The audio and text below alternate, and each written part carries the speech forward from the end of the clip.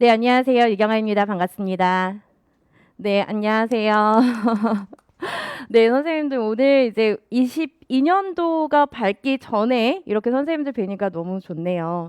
그러니까 선생님들은 이제 남들보다 조금 일찍 이 임용 시험을 시작을 하신 건데요. 임용 시험이 좀 일찍 시작이 됐다 하더라도 선생님들은 페이스 유지를 잘 해주시면 돼요. 그 페이스 제가 항상 같이 메이트처럼 달릴 거니까 선생님들도 달릴 준비하시고 이제 강의를 들어주시면 되겠습니다. 자, 오늘은 이제 선생님들께 간단하게 짧게 OT만 좀 진행을 하고요. 그리고 나서 이제 수업으로 바로 들어가도록 할게요. 첫 번째로 이제 제가 선생님들께 안내해 드릴 내용은 어떤 내용이냐면 이제 시험에 대해서 먼저 안내를 해 드릴게요. 이 시험 안내는 무슨 시험 이야기하는 거냐면 우리 이제 수업 듣고 형성평가 선생님들이 치르실 거잖아요. 그 형성평가 시험 안내에 대해서 잠깐 이야기를 좀 해드릴게요. 시험은 이제 매주 수요일마다 선생님들이 치르게 될 거예요. 그래서 오늘 29일하고 30일 날 선생님들이 행동 수정에 대해서 공부를 하시고 집에 돌아가시면 그 다음 주에 수요일 날 오전 9시까지 오셔서 시험을 치르게 되실 거예요. 자, 오전 9시부터 시험이 진행이 되고 시험 시간은 50분간 진행이 될 거예요.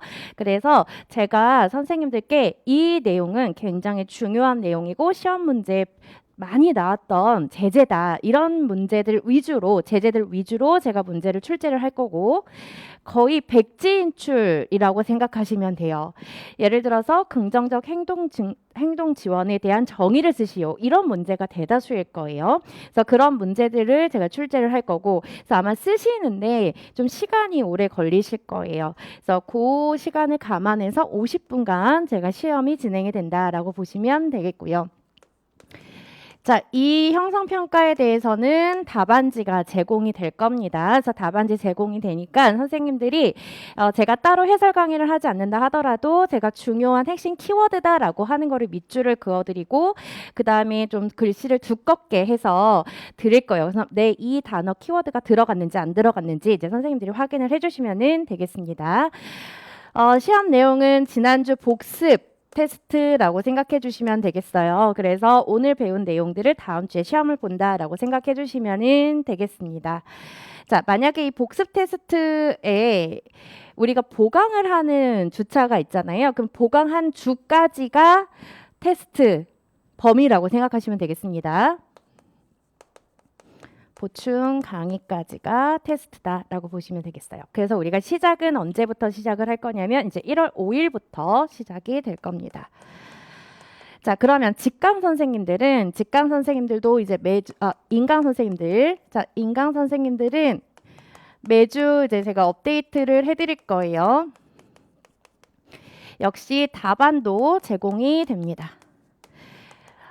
인강의 경우에는요, 강의가 오늘 촬영이 되지만 저희가 촬영을 편집을 하는 과정이 들어가기 때문에 그 다음날 강좌가 업로드가 되거든요. 그래서 1월 6일 날부터 복습 테스트에 대한 시험지가 업로드 된다라고 보시면 되겠습니다. 그래서 이 정도만 이제 선생님들이 확인해 주시면 되겠고요. 자, 그 다음에 두 번째는 구두 인출을 조금 보도록 할게요. 자, 구두 인출은 직강 선생님들 같은 경우는 제가 이제 관리 카드를 받았어요. 그래서 그 관리 카드를 보고 제가 스터디 그룹을 좀 지어드릴 겁니다. 그래서 만들어 드리면 이제 그 스터디 그룹 선생님들하고 저와 함께 이제 진행이 될 거고요. 스터디 그룹이 지어지게 되면은 저랑 구도 인출을 하는 장소는 이 강의실이 아니라 7층 스터디 카페 스터디 룸에서 진행이 될 거예요. 그래서 제가 그 방 번호를 알려드리면 선생님들이 오셔서 저랑 구두 인출을 진행해 주시면 되고요.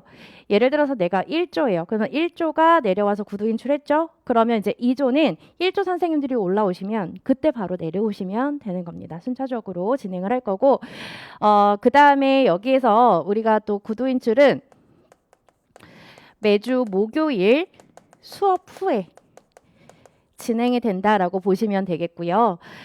만약에 우리가 금요일 날 보강이 있다라고 하더라도 목요일마다 이제 저희가 구두 인출은 정해놓고 픽스해놓고 진행을 할 겁니다. 인강 선생님들 같은 경우도요, 구두 인출 진행이 된다라고 이야기를 했는데 제가 날짜를 좀 다시 보다 보니까 좀 조정이 필요할 것 같아요. 제가 안내해드린 그 요일은 월요일이었는데 이제 매주 토요일에 구두 인출을 진행을 할 겁니다. 그래서 13시부터 진행을 할 거고요. 그 다음에 인강 선생님들의 신청 방법은 동일합니다. 신청 방법은 제 사이트 yka.kr에 들어가셔서 형성평가와 그 다음에 첨삭 일정 그 메뉴란에서 확인을 해주시면은 제가 게시글을 업로드 해드릴 거예요. 그 게시글 밑에다가 댓글을 달아주시면 되겠고요. 그리고 나서 제가 줌에 대해서 줌 주소를 안내를 해드릴 거예요. 역시 그것도 게시글에다가 제가 올려드릴 테니까 이 사이트에 들어가셔서 선생님들이 확인을 해주시면 좋을 것 같습니다. 자, 그 다음에 이 줌으로 진행이 되는 요일을 알려드릴게요. 자, 요일은 1월 7일 날 진행이 된다라고 보시면 되겠어요. 인강 선생님들은. 자, 그 다음에 세 번째는 강의에 대해서 잠깐 안내를 조금 해드릴게요. 제 강의 순서를 좀 이야기를 해드리면 제일 중요한 거 먼저 진행을 할 겁니다. 저희가 어떤 공부를 하든지 간에 제일 중요한 것은 마인드맵이에요. 저 간단하게 줄여서 마맵이라고 할게요. 자, 이 마인드맵을 행동수정이면 행동수정 제1장부터 제9장까지를 전체를 제가 다 그려드릴 거예요. 첫 시간은 무조건 마인드맵이라고 생각하시면 돼요. 이 마인드맵은 1월 달에도 마찬가지고 3월 달에도 마찬가지고 7월 달도 마찬가지고 제가 계속해서 반복해서 선생님들하고 그려가면서 인출을 할 건데 1월 달은 선생님들이 그 큰 그림을 그려야 되기 때문에 선생님들이 대답을 안 해주셔도 되지만 이제 3월 달이 지나고 7월 달이 됐는데도 이 마인드맵에 대해서 선생님들이 구두 인출이 안 되면 수업을 진행하는 과정에서 안 되시면 7월 달에 과감하게 마인드맵부터 다시 공부하셔야 돼요. 무슨 말인지 아셨죠? 자, 그 다음에 이제 전체적인 마인드맵을 그렸으면은요, 이제 하위 챕터마다 중요한 그 키워드들을 가지고 다시 마인드맵이 들어가요. 그러니까 전체 마인드맵에서 이제 하이 챕터에 해당하는 마인드맵이 들어간다라고 보시면 되겠습니다. 그래서 제가 이때 마인드맵을 그릴 때요, 선생님들한테 시험 문제에 나왔던 핵심 키워드를 적어드릴 거예요. 그리고 암기하셔야 되는 내용에 대해서 판서를 해드릴 거예요. 그러면 제가 판서해드린 내용을 기반으로 선생님들은 기본 이론서를 다시 보시면서 선생님들만의 마인드맵을 다시 그려보셔야 돼요. 다시 작성하셔야 돼요. 그러니까 제가 선생님들께 판서해드리는 거는 강의 자료예요. 강의 자료고 나만의 마인드맵 자료가 선생님들에게는 있어야 된다라는 겁니다. 자, 그 다음에 세 번째로는 저희가 전자칠판을 이용해서 각각의 강론서 내용을 확인할 겁니다. 제가 판서를 해드린 내용하고 그 다음에 책에서는 그 정의를 어떤 단어를 활용해서 핵심 키워드를 이야기를 하고 있는지 그걸 체크해 드릴 거예요. 자, 이 강론서 내용을 확인을 해드릴 때 제가 그리고 이 판서를 할 때 제가 분필을 사용을 하는데 분필색마다 의미가 있어요. 분필색마다. 자, 제가 흰색으로 분필을 사용하는 거는 선생님들이 검은색 펜으로 필기해 주시면 돼요. 검은색 펜으로 필기를 해주시면 되고, 자, 제가 빨간색 분필을 사용한다라고 한다면 매우 중요한 내용이에요. 시험 문제 많이 나왔다거나 아니면 이제 시험 문제 출제될 가능성이 매우 높거나 이런 단어들인 거고요. 자, 그리고 저는 항상 기출을 파란색으로 표시해요. 자, 파란색은 기출이에요. 그래서 제가 제재에다가 이렇게 표시하는 경우가 있을 거예요. 별표로 파란색으로 표시를 하면 아, 이거 기출 제재구나 라고 생각하시면 되는데, 제가 선생님들께 기본 이론서에 대해서 오늘 프린트로 나눠드렸는데요. 기본 교재는 제가 뒤에서 이야기해 드릴 텐데, 기본 이론서를 보시면 그 안에다가 제가 몇 년도에 유아에서 출제가 됐는지 그리고 교직 논술에서 출제가 됐는지, 그 다음에 중등에서 출제, 초등에서 출제, 그거를 표기를 해놨어요. 연도별과 그 다음에 중등인지 초등인지. 그 제재들을 보시면서 선생님들이 파란색으로 필기를 해주시거나 아니면 책에다가 표시를 해주시면 되는 겁니다. 자, 이렇게 해서 강론서 내용을 우리가 확인을 할 거예요. 자, 그 다음에 마지막 네 번째 확인을 해보셔야 되겠죠? 어디에서 확인해야 될까요? 기출문제에서 어떻게 이 내용이 나왔는지 우리가 확인을 해봐야 돼요. 그래서 네 번째 순서는 우리가 기출문제를 확인할 겁니다. 자, 기출문제를 확인하고 나서 자, 여기까지는 수업에서 하셔야 될 것. 그 다음에 집에 가셔서 복습을 하실 때에는 5권에 보시면 문제편이라고 이제 책이 나올 건데 이 5권에는 기출문제하고 형성평가 문제가 있어요. 형성평가 문제가 있는데 이 형성평가 문제는 작년에 제가 선생님들, 집중관리반 선생님들께 드렸던 문제예요. 작년 문제예요. 그러면 올해 똑같이 문제는 안 나오겠죠. 올해는 똑같이 안 나와요. 자, 이 형성평가에 대한 거는 선생님들이 복습하는 거예요. 오늘 나간 부분까지 문제를 풀어보시는 거예요. 만약에 예를 들어서 오늘 행동수정 4장까지 나갔다. 그럼 4장까지 해당하는 내용에 대해서 선생님들이 풀어주시면 돼요. 근데 제가 안내해 드릴 거예요. 오늘 집에 돌아가셔서 외우시고 일단 마인드맵 그려진지 확인하고 외웠고 그 다음에 문제에 적용할 수 있는지 연습 문제 풀어봐라. 1번부터 10번까지 이렇게 안내를 해드릴 거예요. 그러면 그거 풀어가지고 내일 수업 오기 전에 오시면 돼요. 그럼 제가 그거 확인할 거예요. 풀어 오셨는지 안 했는지 그건 확인해 드릴 겁니다. 그래서 형성평가까지 이제 선생님들이 체크를 해주시면 될 것 같습니다. 자, 강의는 이렇게 진행이 될 거다라고 보시면 되겠고요. 자, 그리고 선생님들이 학원에 들어오실 때에는 항상 QR 체크 해주시면 될 것 같습니다. 자, 그 다음에 스터디 구성은 이제 제가 아까 이야기하다가 잠깐 잘렸는데 스터디 같은 경우는 이제 스터디 경험이 있으신 선생님들하고 그 다음에 경험이 없으신 선생님들 이렇게 해서 조금 구분을 해서 같이 한 팀으로 좀 묶어드리도록 할게요. 자, 그리고 직강 선생님들 같은 경우는 출석 카드 받으셨죠? 그거 항상 매일매일 학원 오실 때마다 지참해 주시길 바랄게요. 자, 그 다음에 집중관리반 요것도 좀 선생님들이 많이 궁금해하셨던 건데 집중관리반 같은 경우는 선착순이에요. 그래서 1, 2월 달에 연간 패키지를 끊으시거나 상반기 패키지를 끊으신 선생님들 같은 경우는 혹은 단과를 끊으신 선생님들 모두 다 집중관리반 신청 대상자라고 보시면 되겠어요. 그래서 신청을 하시면 되는데 강의만 수강하고 싶은 선생님들도 물론 있으실 겁니다. 그래서 그런 선생님들 같은 경우도 저한테 이야기를 해주시면 되는 거고요. 집중관리반을 신청하실 분들은 집중관리반 신청하신다라고 하는 것 이야기를 해주시면 될 것 같습니다. 자, 그 다음에 또 선생님들 제일 중요한 거 공부 방법에 대해서 한번 이야기를 해보도록 할게요. 제가 간단하게 이야기는 해드렸는데 지금 선생님들이 하셔야 되는 내용들을 좀 이야기를 해드리겠습니다.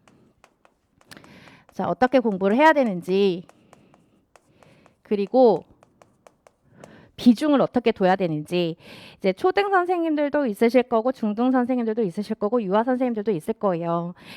지금 선생님들이 내년 임용 공부에 대한 계획을 어떻게 짜셨는지는 제가 상담을 통해서 진행을 하겠지만 지금 계획이 안 짜여진 선생님들도 계실 겁니다. 그래서 이런 선생님들은 제가 해드리는 내용을 기반으로 계획을 한번 짜보시고 그리고 계획을 이미 짜신 선생님들도 제가 이 안내해드린 내용을 기반으로 한번 수정을 해보시거나 아니면 저랑 상담을 통해서 계획을 또 세워 나가시면 좋을 것 같아요.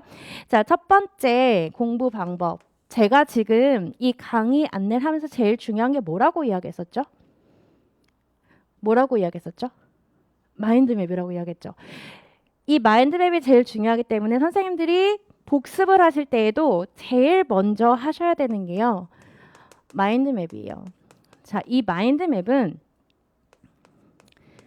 1, 2월 강의 중에 다 외우진 못하더라도 100% 다 외우진 못하더라도 어느 정도 다 머릿속엔 들어가 있어야 돼요. 3월 달 되면 당연히 행동 수정 처음 들어가면 다 잊어버릴 수밖에 없어요. 그렇지만 50% 정도는 남아 있을 수 있게끔 1, 2월 달에 마인드맵을 외워주셔야 됩니다. 자, 이 마인드맵이 하는 역할은 뭐냐면요. 시험 중 인출 속도를 올려주는 역할을 합니다. 자, 시험 중에 인출 속도를 올려준다. 자, 올해 시험 보시고 오셔서 많은 선생님들이 이야기를 하고 고민했던 게 뭐냐면 뭘 물어보는지 모르겠다. 뭘 물어보는지 몰라서 답을 못 쓰겠다. 근데 나중에 해설 강의 들어보니까 이거 내가 아는 거였는데. 이런 경우에 상담을 제가 좀 진행을 해본 적이 있거든요. 그러니까 내가 아는 건데 뭘 물어보는지 몰라서 못 풀었다라는 거는 머릿속에 그 영역에 대한 마인드맵이 정확하게 들어가지 못했기 때문에 빠르게 인출하지 못했던 거예요. 그러니까 이 마인드맵은 선생님들 쉽게 이야기해서 바탕화면, 컴퓨터 바탕화면에 있는 폴더라고 생각하시면 돼요. 선생님들 컴퓨터에서 폴더 정리해 놓으시죠? 문서 폴더 따로 있고 그다음에 ETC 폴더 따로 있고 다 따로따로 있잖아요. 그러면 그 안에 들어가셔서 선생님들이 폴더 이름 보고 내가 원하는 문서 찾아가시잖아요. 똑같아요. 그래서 이 마인드맵은 나중에 임용시험 당일날에 굉장히 중요한 역할을 하기 때문에 그 기초부터 잘 닦아 놓으셔야 된다 그 말이에요. 자, 이게 굉장히 중요한 공부 방법이고요. 자, 이렇게 마인드맵을 선생님들이 공부를 하셨다면 그 선생님들 요즘에 학습 법 보시면 지금 뜨고 있는 학습법이 뭐냐면 메타인지를 활용한 학습법이거든요. 메타인지를 활용한 초인지죠. 그 초인지를 활용한 공부법의 가장 기본이 되는 게 마인드맵이에요. 이 마인드맵은 시각적인 자료이기 때문에 어떻게 표현을 해도 상관없어요. 내가 글로 그림을 저처럼 이렇게 쭉 판서 글로 써나가시거나 아니면 그림으로 펼쳐 나가셔도 상관은 없습니다. 어쨌든 이 마인드맵을 선생님들이 머릿속에 가지고 계셔야 된다. 자, 그 다음에 두 번째, 이렇게 마인드맵을 선생님들이 머릿속에 그리셨으면요. 이 기본 이론서를 최소 몇 회독을 하셔야 되냐면 최소 3회독은 하고 오셔야 돼요. 다음 주에 오실 때. 그러니까 정독을 하고 오셔야 되는데 그 정독 횟수가 몇 번이라는 거예요? 3번이라는 거예요. 오늘 예를 들어서 1장부터 4장까지 나갔다? 그럼 1장부터 4장까지를 최소한 3번 이상 읽고 오셔야 되는 건데 자, 이 3회독을 할 때 그냥 읽으시면 안 돼요. 그냥 읽으시면 안 되고 제가 선생님들께 수업 때 중요하다라고 이야기해서 선생님들이 아마 볼펜이나 색으로 막 표현을 해놓으셨을 거예요. 자, 그거 싹 무시하시고 그거 시각적으로 보여서 싹 무시하시고 선생님들이 1회독을 할 때 제가 중요하다라고 체크해 드린 것을 무시하시고 선생님들이 읽으시면서 연필로 중요한 단어 혹은 어구를 밑줄 치시면서 읽으셔야 돼요. 밑줄 치시면서. 자, 이때 연필을 사용하는 이유가 있어요. 왜? 지금 처음 공부를 하다 보면 다 중요해 보여요. 지금 이 시기에. 이것도 중요하고 이것도 나올 것 같고 다 중요해 보인단 말이에요. 그래서 연필로 다 밑줄을 치게 돼요. 나중에는 2회독을 하게 됐을 때 이 연필로 중요한 단어나 어구를 밑줄 친 것 중에서 중요하다 아니면 기출이 됐었다 라고 하는 어구와 단어를 밑줄 치시는 거예요.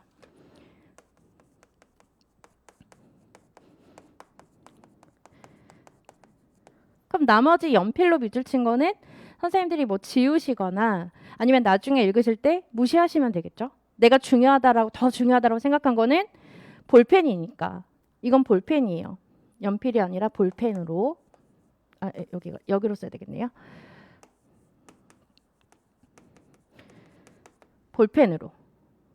자, 이렇게 볼펜으로 하고 난 뒤에는 마지막 3회독을 하셨을 때 이 볼펜으로 중요하다라고 선생님들이 밑줄 친 거에서 더 중요한 키워드가 보이게 돼요.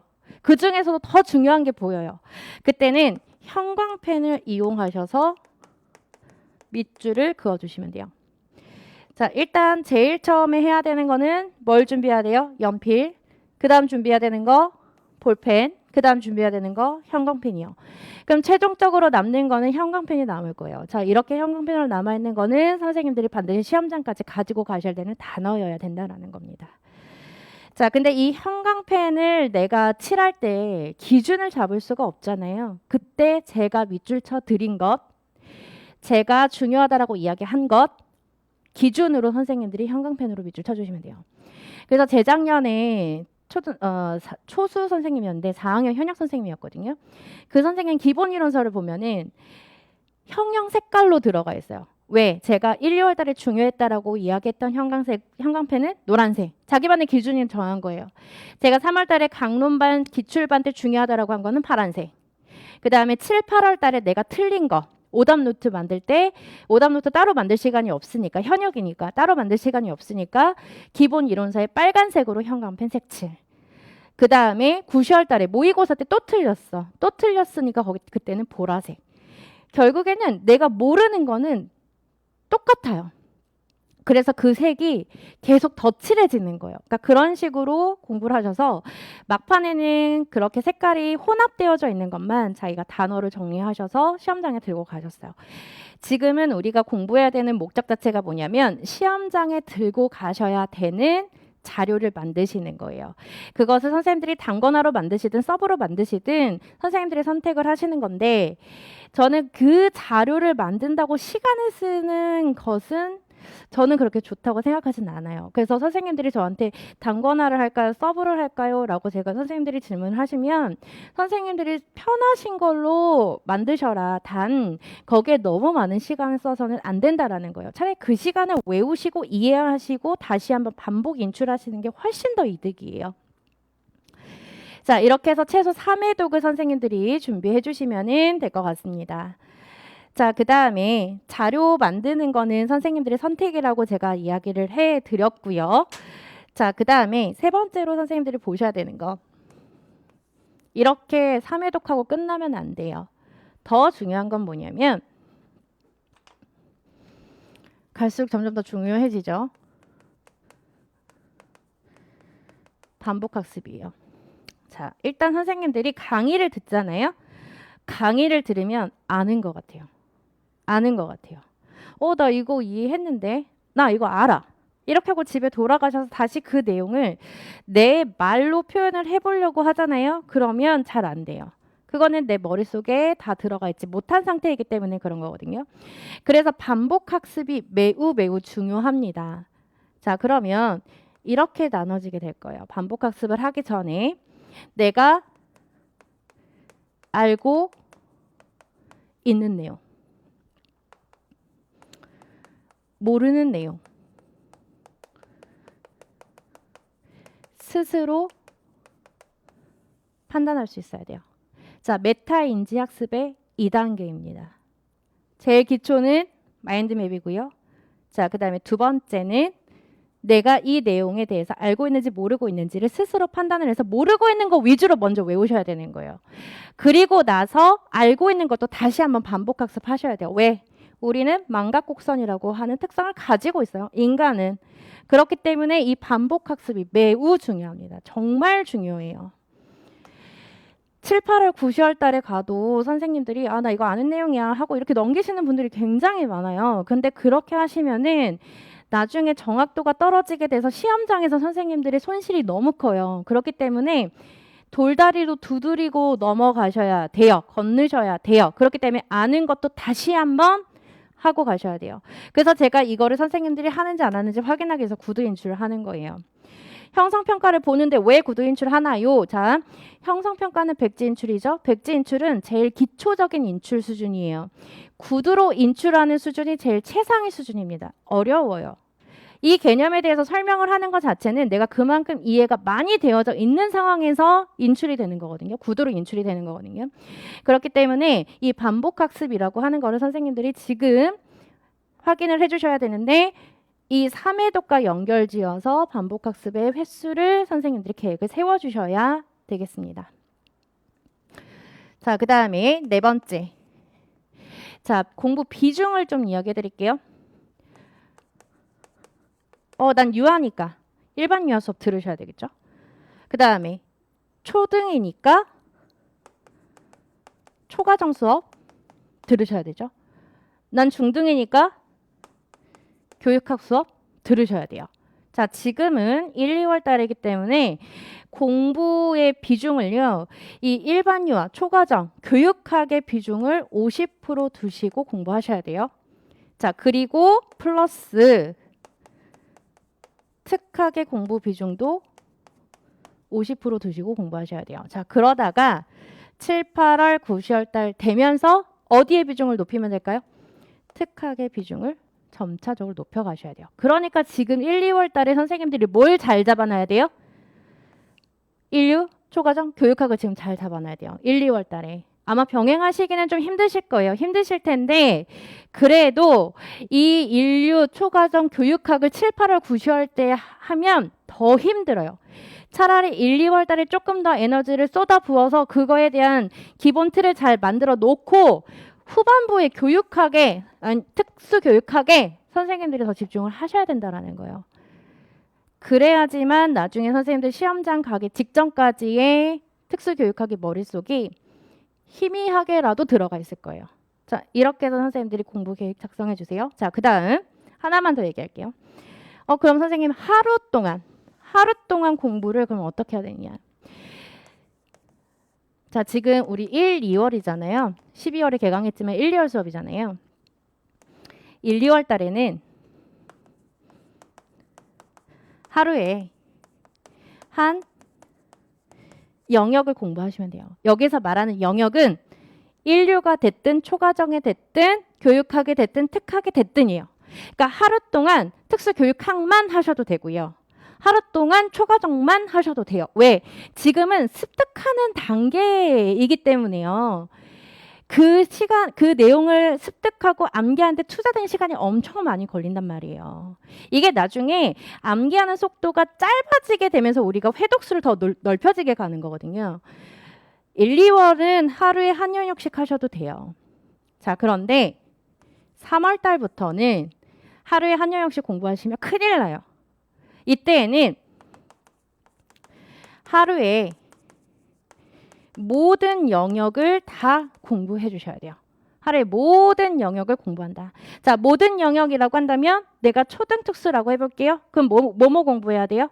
하루에 초과정 공부해야 되고 특학 공부해야 되고 법 공부해야 되고 총론 공부해야 되고 교육과정 공부해야 되겠죠. 하루에 다 일어나야 되는 거예요. 중등이면 교육학 공부해야 되고 특학 공부해야 되고 법, 총론, 교육과정 다 해야 된다고요. 이게 이제 3월 달부터 들어가야 돼요. 3월 달부터. 자, 그래서 제가 법 특강을 언제 할 예정이냐면 2월 달에 할 예정이에요. 2월 달에. 그래서 선생님들이 3월 달부터 법에 대한 내용을 암기를 하셔야 될 거 아니에요. 그러니까 2월 달부터 들어갈 거예요. 자, 그때는 제가 기초탄탄이라고 하는 소책자를 출간을 할 건데 그때 선생님들이 그 책을 구매를 하셔서 오시면 되는 겁니다. 그 안에는 잠깐 이야기를 해드리자면 법도 있고 총론도 있고 DSM-5가 있어요. 그리고 점자 문법까지 수록이 되어져 있거든요. 그러니까 내가 암기 해야 되는 게 다 수록이 되어져 있다고 보시면 돼요. 그리고 그 뒤에 기출문제하고 연습문제까지 포함이 되어져 있어요. 이렇게 이제 선생님들이 보시면 되겠습니다. 자, 그리고 나서 이제 4월 달부터 5월, 6월, 7월까지는 계속 하루에 한 모든 영역 공부를 하셔야 된다. 자, 근데 저희 집중관리반의 성공 비결이 있어요. 뭐냐면 3월 달부터 하루에 모든 영역을 공부를 하는데 선생님들이 어떻게 공부했냐면 강의 진도 이거에 대한 복습은 당연히 했어요. 근데 내가 1, 2월 달 수업을 들어보니까 도저히 이해가 안 되고 내가 취약한 영역이 있더라는 거예요. 이 취약 영역을 같이 공부하셨어요. 3월 달부터. 보통은 이 취약 영역이 들어가는 게 많은 선생님들이 들어가는 시기가 5월, 6월, 7월 요때 좀 많이 들어가시거든요. 근데 3월 초반부터 내가 1, 2월 달에 공부가 그래도 어느 정도 되어 있으니까 취약 영역이라고 하는 게 보이는 거예요. 자, 예를 들어서 A라고 하는 학생이 있을게요. A라는 학생이 있다라고 한번 해볼게요. 자, 이 A라는 학생이 1, 2월 달에 강의를 쫙 들어보고 내가 그래도 다른 과목들은 어느 정도 이해가 됐다라고 생각을 했는데 도저히 이 의사소통이라는 놈은 이해가 안 되고 암기도 어렵고 중재 단계도 많고 양도 많고 너무 힘든 거예요. 그래서 이 A라는 학생은 의사소통을 포기했어요. 의사소통을 포기하고 나머지 영역에 올인하겠다. 다른 데서 점수 받지 뭐. 자, B라는 학생은요. 똑같이 의사소통에 어려움이 있어요. 그런데 의사소통? 그래, 너 죽고 나 죽어보자. 달려들어서 3일, 4일 동안 의사소통의 내용을 팠어요. 그랬더니 의사소통에 관련되어져 있는 수준이 내가 좋아하는 강점이 있는 과목에 그 수준까지는 많이 따라오지는 못하더라도 어느 정도 이 밸런스가 맞춰지더라라는 거예요.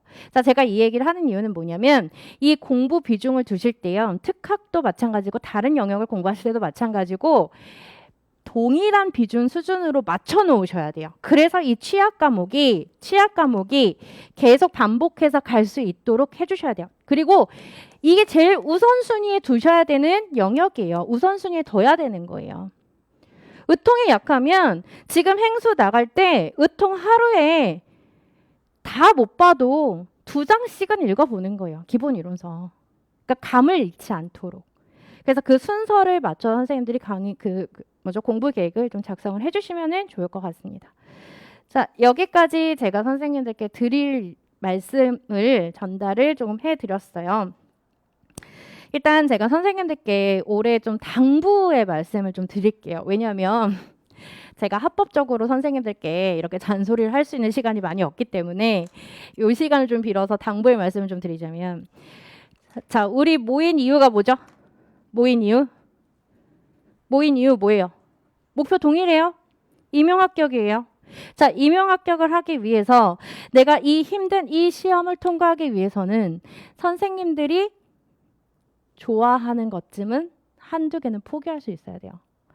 자, 내가 소설책 읽는 거 좋아한다. 만화책 읽는 거 좋아한다. 혹은 술 마시는 거 좋아한다. 혹은 게임하는 거 좋아한다. 아예 하지 마라라고 이야기는 못하겠지만 아예 안 하는 게 제일 좋고요. 아예 안 하는 게 제일 좋고, 그래도 내가 너무 스트레스를 받는다.